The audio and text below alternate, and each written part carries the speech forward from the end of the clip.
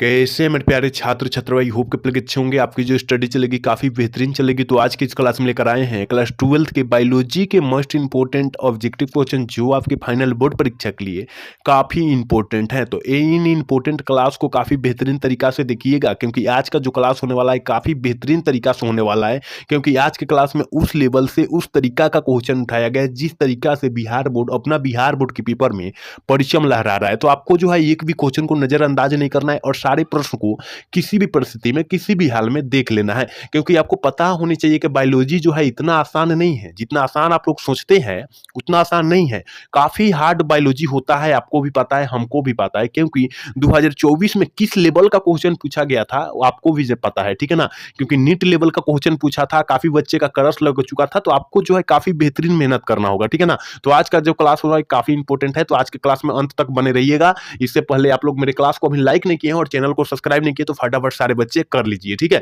और 1 number question की तरफ बढ़ेंगे। और 1 नंबर क्वेश्चन देखिए काफी इंपॉर्टेंट है। यहाँ पर इंग्लिश मीडियम और हिंदी मीडियम दोनों बच्चे देख लेंगे क्वेश्चन को, ठीक है। कर्ण निम्नलिखित में से किसमें बाह्य निषेचन होता है? आपको पता है कि बाह्य निषेचन किसमें होता है? तो मेढक में जो होता है, मेढक में जो होता है बाह्य निषेचन होता है, पता है ना आपको। ऑप्शन जो हो जाएगा 1 का ऑप्शन हम लोग ये टिक कर देंगे। इंग्लिश नहीं दिखाई दे रहा है क्या? इंग्लिश नहीं दिखाई दे रहा है, देखिए यहाँ अब दिखाई देगा, ठीक है। अब दिखाई देगा, याद रखिएगा। चलिए 2 नंबर क्वेश्चन की तरफ बढ़ेंगे। और 2 नंबर क्वेश्चन काफी इंपॉर्टेंट है। कह रहे ना युग्मक समानतः किस प्रकार के होते हैं? युग्मक जो होते हैं समानतः किस प्रकार के होते हैं? तो आपको पता है मेरे भाई कि युग्मक जो होते हैं हेप्साप्लॉइड होते हैं। ऑप्शन जो हो जाएगा ये हो जाएगा। इसी टाइप से सेम क्वेश्चन पूछा जाएगा, लेकिन वहां आपके पेपर पर पूछा जाएगा और यहाँ आपके स्क्रीन पर आ रहा है, ठीक है ना। तो आपको जो है सेम इसी कंडीशन से क्वेश्चन पूछा जाएगा। इंग्लिश और हिंदी दोनों साथ में रहेगा। जो बच्चा सीबीएसई से होगा वो अपना इंग्लिश पर टिक करेगा और जो अपना बच्चा बिहार बोर्ड से होगा वो अपना हिंदी पर टिक करेगा। तो आप लोग को जो है थोड़ा सा भी कोताही नहीं करना है और सारे क्वेश्चन को किसी भी हाल में किसी भी परिस्थिति में देखने का प्रयास कीजिए। आपको पता भी है कि आपके बीच और बिहार बोर्ड वाले के बीच काफी ज्यादा टक्कर हो रहा है, ठीक है ना। क्योंकि कौन जीतता है और कौन हारता है अब रिजल्ट के बाद पता लगेगा और क्वेश्चन के बाद पता लगेगा, ठीक है ना। तो आपको जो है हारना नहीं है, क्योंकि बिहार बोर्ड को पराजित करना है आपको, ठीक है। चलिए क्वेश्चन नंबर 3 क्या करे? बिना निषेचन के पौधे का उत्पादन किसमें के द्वारा होता है? किसके द्वारा होता है? जल्दी से जो है 3 का ऑप्शन बतला दीजिए। देखिए बिना निषेचन के कह रहा है, बिना निषेचन के कह रहा है तो कायिक प्रबंधन मार देना है। ऑप्शन जो हो जाएगा ना सी हम लोग टिक करेंगे। यहाँ पर अपना सीबीएसई बोर्ड वाले देखेंगे बच्चा। देखिए हम लोग यहाँ पर इंग्लिश अगर बतलाते हैं, इंग्लिश पर बतलाते हैं तो यहाँ पर टाइम थोड़ी ज्यादा लगेगी, ठीक। मान लीजिए कि जब 20 मिनट में खत्म होगा, 20 मिनट में क्लास खत्म होगा, वो वहां लगेगा 40 मिनट, क्योंकि डबल बतलाना पड़ेगा हमको ना। तो इसलिए आपको जो है थोड़ी सी अपना से पढ़ लेना है, अपना से देख लेना है, ठीक है ना। चलिए क्वेश्चन नंबर 4 क्या करें? केंचुआ प्राणी है और 10 क्लास से ही हम लोग पढ़ते आ रहे हैं कि केंचुआ एक प्रकार का क्या है? उभयलिंगी है। तो उभयलिंगी कहाँ दिया है? उभयलिंगी तो नहीं दिया है, लेकिन द्विलिंगियों के ना हम लोग उभयलिंगी बोलते हैं। ऑप्शन जो हो जाएगा ना बी हो जाएगा, ठीक है ना। द्विलिंगी को हम लोग उभयलिंगी बोलते हैं, याद रखिएगा आप लोग, ठीक है। चलिए क्वेश्चन नंबर 5 क्या करें? कह रहे कि जब नर और मादा गैमीट के युग्मन होता है तब कहलाता है, तब यह क्या कहलाता है? आपको क्या पता है?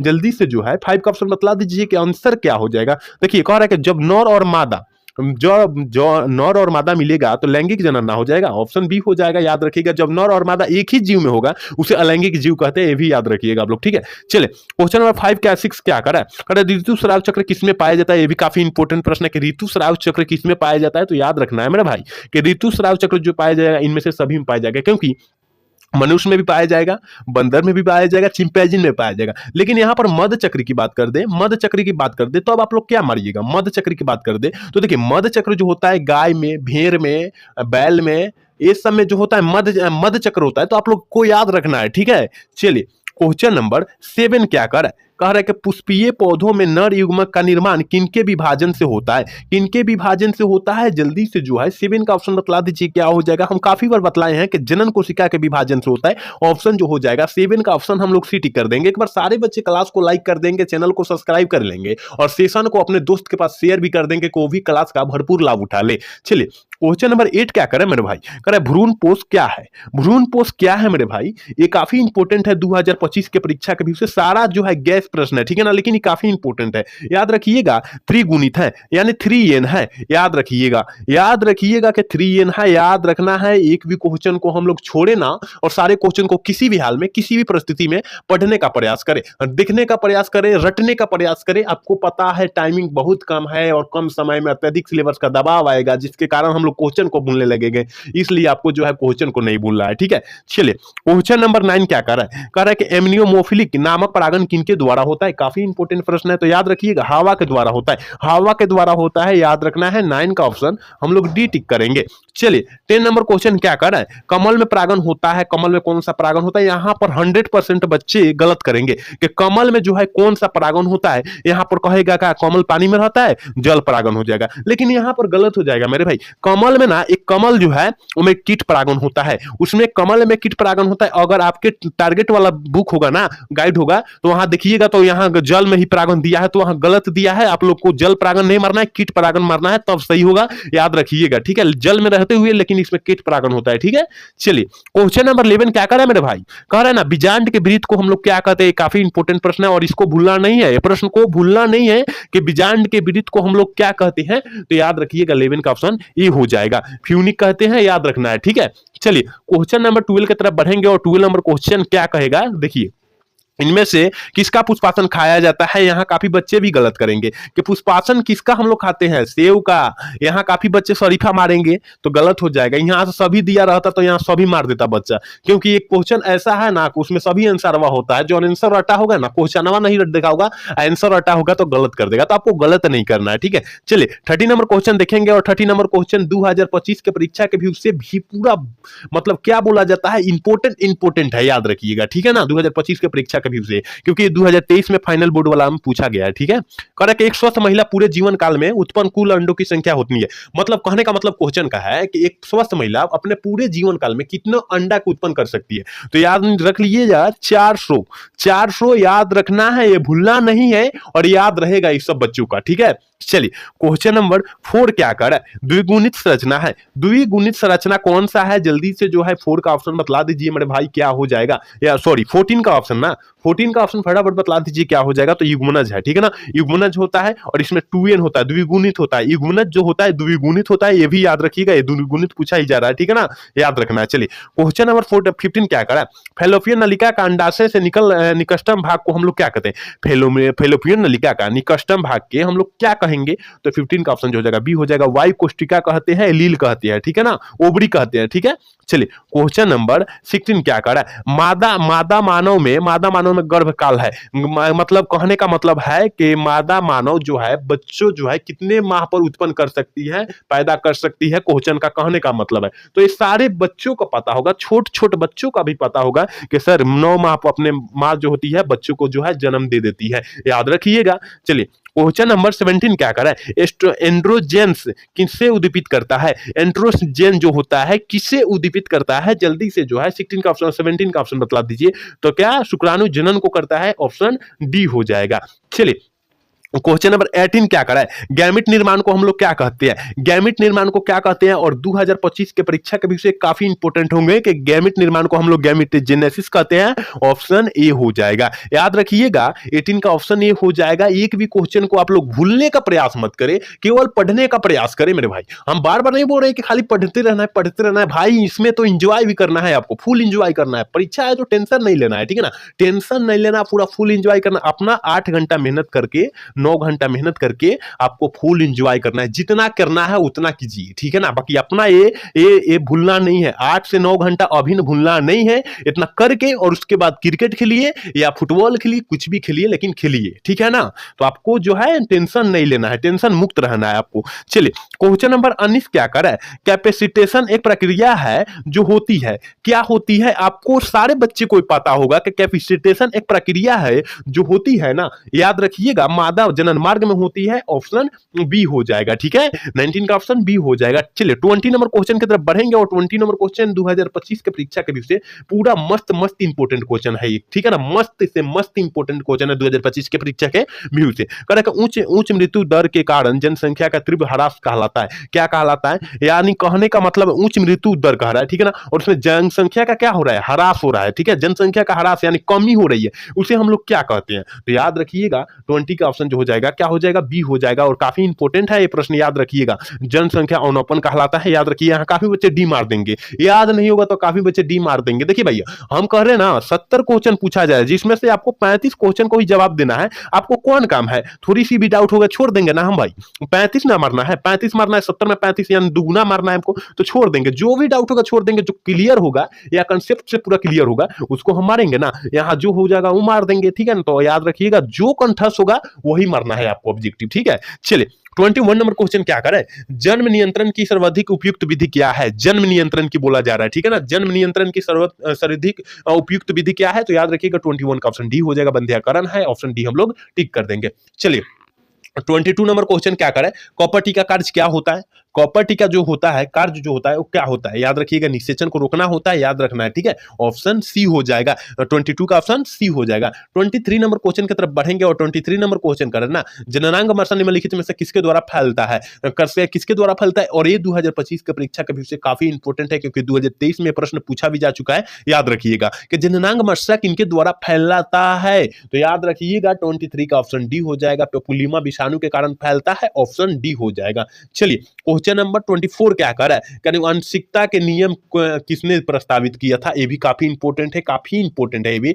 आनुवंशिकता का नियम किसने प्रतिपादित किया था, और सारे बच्चे को पता होगा मेंडल साहब ने आनुवंशिकता का नियम प्रतिपादित किया था। ऑप्शन जो हो जाएगा सी हो जाएगा। और मेंडल अपने प्रयोग में कौन सा पौधा का चुना था, तो याद रखिएगा मटर, गार्डन मटर, ठीक है ना। गार्डन मटर का पौधा चुना था, याद रखना है, ठीक है। चलिए 25 नंबर क्वेश्चन की तरफ बढ़ेंगे और 25 नंबर क्वेश्चन कर रहे हैं कि मानव नर की आनुवंशिक पहचान किससे होती है। ये भी काफी इंपॉर्टेंट है, ठीक है ना। काफी इंपॉर्टेंट है कि मानव जर की आनुवंशिक पहचान हम लोग किससे कहते हैं, तो याद रखिएगा 25 का ऑप्शन डी हो जाएगा, क्योंकि लिंग गुणसूत्र से हम लोग करेंगे कि लड़का है या लड़की, ठीक है। चलिए क्वेश्चन नंबर और 26 कह रहा है कि एक जीन जोड़ा दूसरे जीन जोड़ा के प्रभाव को रोकता है या दबाव देता है, इसमें क्या होता है, उसमें क्या होता है। देखिए क्वेश्चन को पूछने का मतलब देख लीजिए, एक जीन जोड़ा दूसरे जीन जोड़ा को प्रभाव को दबा देता है या रोक देता है, सेम बात होगा, ठीक है ना। यहाँ दबा दे या रोक दे सेम बात होता है, ठीक है ना। किसमें होता है कह रहा है, किसमें होता है कह रहा है, ठीक है ना। तो याद रखिएगा 26 का ऑप्शन जो जाएगा सी हो जाएगा। एपिस्टेटिक्स कौन में ना होता है, ऑप्शन सी हम लोग टिक कर देंगे। एक बार सारे बच्चे क्लास को लाइक करेंगे, सारे बच्चे क्लास को करेंगे, चैनल को सब्सक्राइब करेंगे, अपने दोस्त के पास शेयर करेंगे, को भी क्लास का भरपूर लाभ उठा ले। चलिए 27 नंबर क्वेश्चन क्या कर रहा है, मेंडल ने कार्य किया था। मेंडल ने किस पौधा पर कार्य किया था, अभी हम 3 से 4 क्वेश्चन पहले बतलाए कि मेंडल ने कौन सा मटर पौधे पर कार्य किया था, तो उद्यान मटर यानी गार्डन मटर, ठीक है ना। ऑप्शन जो हो जाएगा सी हो जाएगा, 27 का ऑप्शन सी हो जाएगा। अभी ना बताए कि गार्डन मटर, ठीक है ना। गार्डन मटर हम बताए ना, वही उद्यान मटर उसे बोला जाता है, ठीक है। चलिए क्वेश्चन नंबर 28 कर रहा है कि मेंडल के नियम का एक अपवाद है, मतलब मेंडल जी ने एक नियम लिखे थे, आनुवंशिकता का नियम लिखे थे ना, उसमें अपवाद जो निकला था वो कौन था, सहलगनता का नियम था। कहां है, ऑप्शन सी में दिखाई दे रहा है ना, ऑप्शन सी हम लोग ठीक कर देंगे। याद रखिएगा 2025 के परीक्षा के व्यू से काफी इंपॉर्टेंट क्वेश्चन आपको बतलाया जा रहा है, पूरा बुक से निचोड़ प्रश्न बतलाया जा रहा है, तो आप लोग जो है इन प्रश्न पर काफी क्या कीजिए, फोकस कीजिए। चलिए क्वेश्चन नंबर 29 क्या करा है कि इनमें से कौन सा रक्त समूह सर्वाधिक रक्त देता है। कहने का मतलब है इनमें से कौन जो है रक्त समूह जो सब किसी को दान कर सकता है, मतलब सब किसी को दे सकता है, सब व्यक्तियों में डाल सकता है। तो याद रखिएगा वो जो ग्रुप होता है ना, ये बहुत ही ईमानदार होता है, सब किसी को दे देता है, लेकिन किसी को लेगा नहीं ये, ठीक है ना। किसी का रक्त अपने आप में लेगा नहीं, ये केवल दे सकता है, दान करता है। याद रखिएगा आप लोग, ऑप्शन डी हो जाएगा। काफी अच्छा बेचारा है ये, ठीक है ना। चलिए क्वेश्चन नंबर 30 देखते हैं और 30 नंबर क्वेश्चन करें ना, मनुष्य में मात्रात्मक लक्षण का उदाहरण क्या है। मनुष्य में मात्रात्मक लक्षण का उदाहरण क्या है, और ये प्रश्न आपके सारे क्लास में मिल जाते हैं, बायोलॉजी वाला क्लास में, कि मनुष्य में मात्रात्मक लक्षण का उदाहरण जो होता है त्वचा का रंग होता है, ऑप्शन बी हो जाएगा। 30 का ऑप्शन जो हो जाएगा बी हो जाएगा। 31 की तरफ बढ़ेंगे, कह रहे हैं कि लेक ऑपरन इनमें से कितने संरचनात्मक जीन होते हैं, लेक ऑपरन में कितने संरचनात्मक जीन होते हैं, तो याद रखिएगा 31 का ऑप्शन जो हो जाएगा ना सी हो जाएगा, 3 हो जाएगा, याद रखना है, ऑप्शन सी हम लोग टिक करेंगे। चलिए 32 नंबर क्वेश्चन क्या करें, न्यूक्लिक अम्ल पॉलीमर है, न्यूक्लिक अम्ल पॉलीमर जो है किसका होता है, जल्दी से जो है 32 का ऑप्शन बता दीजिए क्या हो जाएगा, तो 32 का ऑप्शन जो हो जाएगा ना ये हो जाएगा, न्यूक्लियोटाइड का है, याद रखिएगा ऑप्शन ए हो जाएगा। और काफी बच्चे इसको ट्रिक से भी मार सकते हैं, तो याद रखिएगा ऑप्शन में भी चेंज कर सकता है, याद रखिएगा ऑप्शन भी आपको याद नहीं करना है, और क्वेश्चन सहित आंसर याद कर लेना है। ऑप्शन से हमें मतलब नहीं है, क्वेश्चन सहित आंसर से मतलब है, क्योंकि आंसर कहीं दे देगा ना अलग, यानी मान लीजिए ए आपकी ए में दिया है, अगर फाइनल बोर्ड परीक्षा में अगर डी में पूछ देता तो हम क्या करते? जो नहीं बच्चा आंख मूंद कर याद किया ये मार के आता वहां पर, तो गलत हो जाता ना। तो आपको याद होते हुए भी गलत करते, तो याद रखिएगा कि आंसर, क्वेश्चन सहित आंसर रटना है आपको, ठीक है। चलिए 33 नंबर क्वेश्चन का है ना, वर्धनता के रोगी पहचान पता लगता है, रोगियों का पहचान नहीं पता है, कौन नहीं पता है? तो याद रखिएगा 33 का ऑप्शन जो हो जाएगा ना बी हो जाएगा, लाल रंग तथा हरा रंग नहीं पहचान में आता है, याद रखिएगा। चलिए क्वेश्चन नंबर 34 की तरफ बढ़ेंगे और 34 नंबर क्वेश्चन काफी इंपॉर्टेंट है, कह रहा है ना संलग्नता समूह की संख्या कोशिका के लिए क्या होगी जो 2n बराबर इतना है, 2n बराबर 14 है, क्या होगी? और इस सारे बच्चे को पता होगा, आंख मुद कर मार देगा, यहाँ हाफ कर देंगे, बाटा में कर देंगे, यानी 7 हो जाएगा जब काटेंगे तो ऑप्शन सी हो जाएगा। चलिए क्वेश्चन नंबर 35 क्या करें, डीएनए अणु में साइटोसिन 18% है, तो एडेनिन की प्रतिशत जो हो जाएगी कितना हो जाएगी? काफी इंपोर्टेंट, ये भी काफी इंपोर्टेंट प्रश्न है कि डीएनए में अणु में साइटोसिन 18% है, एडेनिन की प्रतिशत क्या हो जाएगी? और 2023 वाला में भी प्रश्न पूछा गया है, तो याद रखिएगा 32% हो जाएगा, क्या 32% हो जाएगा, ऑप्शन डी हो जाएगा। चलिए 36 नंबर क्वेश्चन की तरफ बढ़ेंगे। 36 नंबर क्वेश्चन का है ना, इनमें से कौन सा नाइट्रोजन बेस आरएनए में नहीं पाया जाता है? आरएनए में कौन नहीं पाया जाएगा? जल्दी से जो है 36 का ऑप्शन आप लोग फटाफट बतला दीजिए मेरे भाई, क्या हो जाएगा? ऑप्शन ए हो जाएगा, थायमिन नहीं पाया जाता है, ऑप्शन ए हम लोग टिक करेंगे। चलिए 37 नंबर क्वेश्चन की तरफ बढ़ेंगे और 37 नंबर क्वेश्चन का है ना, न्यूक्लिक अम्ल किस एंजाइम के द्वारा खंडित होता है? न्यूक्लिक अम्ल जो होता है किस एंजाइम के द्वारा खंडित हो जाता है, यानी टूट जाता है? तो याद रखिएगा 37 का ऑप्शन बी हो जाएगा, न्यूक्लियेज के द्वारा क्या हो जाता है? टूट जाता है, विखंडित हो जाता है, याद रखिएगा आप लोग, ठीक है। एक भी क्वेश्चन को नजरअंदाज करने का प्रयास न करें और सारे क्वेश्चन को किसी भी हाल में किसी भी परिस्थिति में आप लोग पढ़ने का प्रयास करें मेरे भाई, क्योंकि अभी पढ़ने का मन भी नहीं करता होगा, ज्यादा फोन चलाने का मन करता होगा और सोने का मन करता होगा, तो आपको सोना नहीं है, क्योंकि इस सब से जब अपना मन पर कंट्रोल कर लिए, इसका मतलब आपका बेहतर से बेहतर रिजल्ट आने वाला है, तो इस पर कंट्रोल करना आपको अति आवश्यक है, ठीक है। चलिए 38 नंबर क्वेश्चन क्या कर रहा है? 38 नंबर क्वेश्चन कर रहे हैं ना, आबादी का प्रसंकरण निर्भर करता है, किस पर निर्भर करता है? जल्दी से जो है 38 का ऑप्शन बतला दीजिए क्या हो जाएगा? इनमें सभी पर जो है क्या करता है भाई? निर्भर करता है, ऑप्शन डी हो जाएगा, याद रखिएगा। चलिए क्वेश्चन नंबर 39 की तरफ बढ़ेंगे और 39 नंबर क्वेश्चन क्या कर रहा है? कह रहे हैं कि फिलोफोलिक जूलॉजिक पुस्तक कितने लिखे? फिलोसफी जो होता है, फिलोसफी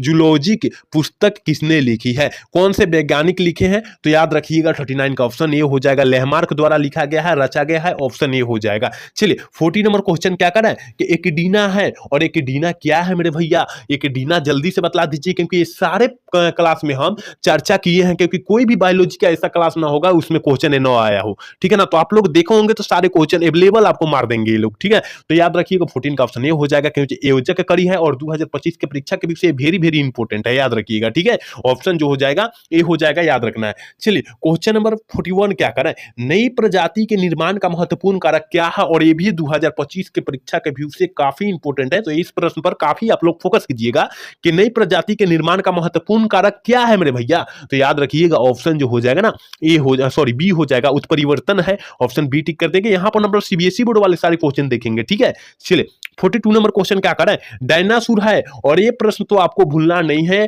और काफी बार हम चर्चा किए हैं, कम से कम 2000 ऑब्जेक्टिव करा चुके हैं ना हम बायोलॉजी का, उसमें सारे में क्वेश्चन आया होगा कि देखिए एगो बोला था एकिडीना है, तो एकिडीना योजक कड़ी है, वो भी सारे क्लास में आया होगा। और डायनासोर जो है वो क्या है? डायनासोर जो है आजकल हमारे पृथ्वी पर नहीं है, पृथ्वी पर है लेकिन हमारे भारत देश में नहीं है, कहीं ना कहीं होगा, विदेश देश में होगा, लेकिन हमारे देश में नहीं है, याद रखिएगा डायनासोर, ठीक है ना। तो एक प्रकार का क्या है, हमें तो दिखाई नहीं दे रहा है, तो अभी तो अंदाजा लगाया जा रहा है कि एक प्रकार का विलुप्त सरीसृप है, ऑप्शन बी हो जाएगा, ठीक है। 42 का ऑप्शन जो हो जाएगा बी हो जाएगा।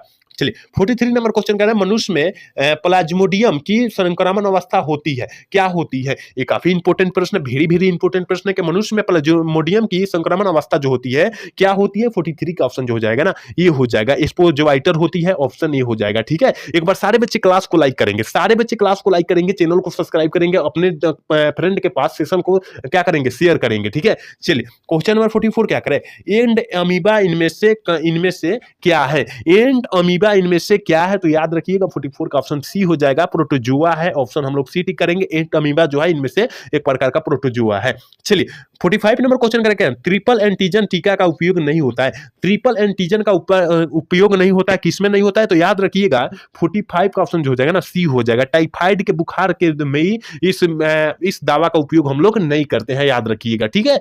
चलिए 46 नंबर क्वेश्चन कर रहे हैं ना, अत्यधिक मात्रा में एल्कोहल पीने से यानी सेवन करने से, पीने से कहिए या सेवन करने से कहिए बात सेम होता है, कौन सा अंग जो होता है सर्वाधिक प्रभावित होता है। मतलब कहने का मतलब अत्यधिक एल्कोहल पिएगा तो कौन सा अंग हमारे शरीर का, एल्कोहल मतलब आप लोग जानते हैं क्या होता है, दारू होता है, दारू होता है। और दारू पीने से कौन सा अंग ज्यादा सबसे ज्यादा होता है, यकृत। यकृत मतलब क्या होता है, किडनी होता है, और किडनी खराब हो जाता है, ऑप्शन बी हो जाएगा। और किडनी खराब होगा तो आपको आप भी खराब हो जाइएगा, इसका मतलब खत्म हो जाइएगा। ठीक है, चलिए क्वेश्चन नंबर 47 क्या करें, जुकाम। जुकाम होता है, जुकाम क्या होता है, यानी साधारण ठंडा होता है वो। ठीक है, मतलब कहने का मतलब साधारण ठंडा उसे बोल सकते हैं। अभी साधारण ठंडा पड़ रहा है ना हमारे अभी बिहार में, साधारण ठंडा पड़ रहा है, कहीं कहीं नहीं पड़ रहा होगा। ठीक है ना, तो आपको जो है याद रखना है कि जुकाम जो होता है, याद रखिएगा 47 का ऑप्शन जो हो जाएगा सी हो जाएगा। राइनो विषाणु एक प्रकार का है, ऑप्शन सी हो जाएगा। ठीक है, 48 नंबर क्वेश्चन क्या करे, 48 नंबर क्वेश्चन का विडाल परीक्षण ज्ञात करने के लिए होता है, और 2025 के परीक्षा के व्यू से काफी इंपोर्टेंट है कि विडाल परीक्षण ज्ञात करने के लिए कौन से हम लोग किस दवा का उपयोग करते हैं, किस बुखार को दूर करने में किया जाता है। नहीं भाई, टाइफाइड को दूर करने में इस दवा का उपयोग करते हैं, याद रखिएगा। ठीक है, चलिए क्वेश्चन नंबर 59 क्या करें, बुचेरिया बैक्ट्रोप्सी के द्वारा होता है, क्या होता है, इसके द्वारा क्या भगाया जाता है, किस बीमारी को भगाया जाता है इस दवा के द्वारा। तो याद रखिएगा 49 का ऑप्शन जो हो जाएगा ना बी हो जाएगा, फाइलेरिया को भगाया जाता है। फाइलोरिया मतलब जो होता है हाथी पांव रोग, हाथी पांव रोग यानी पैर फूल जाना, हाथ को फूल जाना, ये जो होता है फाइलेरिया होता है। ठीक है ना, मच्छर के काटने से फाइलेरिया होता है, याद रखिएगा, ये बहुत खतरनाक बीमारी है, इतना बड़ा फूल जाएगा ना किसी को पता भी नहीं चलेगा। ठीक है ना, तो आपको जो है इस बीमारी से दूर रहना है आपको। चलिए आज के क्लास के लास्ट क्वेश्चन 50 नंबर क्वेश्चन है, इनमें से कौन सा जीवाणु जनित रोग है, इनमें से कौन सा जीवाणु जनित रोग है। तो याद रखिएगा कुष्ठ रोग भी है, वो क्षय रोग भी है, हैजा भी है, इसका मतलब ऑप्शन जो हो जाएगा डी हो जाएगा। 50 का ऑप्शन जो हो जाएगा डी हो जाएगा, याद रखना है। और काफी इंपोर्टेंट प्रश्न था, ठीक है ना, ये काफी इंपोर्टेंट प्रश्न आता है। ठीक है ना, तो आज 50 प्रश्न, आज की इस क्लास में हम 50 प्रश्न बतलाए हैं। उम्मीद करते हैं आप पूरा क्लास देखोगे तो बहुत अच्छे तरीके से समझ में आया होगा। ठीक है ना, तो आपको जो है पढ़ना अति आवश्यक है इस सारे क्वेश्चन को, क्योंकि आपके पास टाइमिंग भी कम है, और इस क्वेश्चन को अपने मुट्ठी में कर लेना, अपने वश में कर लेना है। ठीक है ना, और बाद में कमेंट करके बतलाना है कि 50 में कितना सही हुआ। ठीक है ना, और आज के क्लास कैसा लगा, अगर अच्छा लगा होगा तो चैनल को सब्सक्राइब और लाइक करना तो भूलिएगा। जय हिंद, जय भारत।